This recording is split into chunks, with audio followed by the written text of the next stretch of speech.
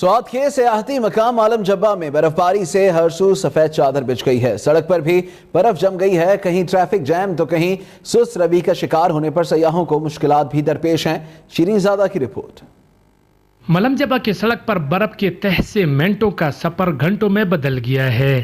سیاحوں کا شکوہ ہے کہ انہیں درپیش مسائل پر انتظامیہ توجہ نہیں دے رہی اور نہ ہی سڑک سے برف ہٹائی جا رہی ہے۔ ملم جبہ تو بہت خوبصورت ہے، راستے بہت بلاک ہیں، یہاں کے راستے کھلنے چاہیے۔ ہم لوگ اتنے پریشان ہیں، آپ بچے دیکھیں، چھوٹے چھوٹے بچے، راستے کھولنے چاہیے، انہیں برف ہٹانی چاہیے۔ اسپینو بو کے مقام سے لے کر ملم جبہ ٹاپ تک گاڑیوں کی لمبی لینیں لگی ہوتی ہے۔ خواتین، بچے، بڑے سبھی پیدل چلنے پر مجبور ہے اور سیاح گاڑیوں کو دھکے دے دے کر تک جاتے ہیں۔ ملم جبہ میں 4 فٹ سے زیادہ برف پڑ چکی ہے۔ مشکلات کے باوجود برف دیکھنے کے لیے سیاحوں کی آمد جاری ہے۔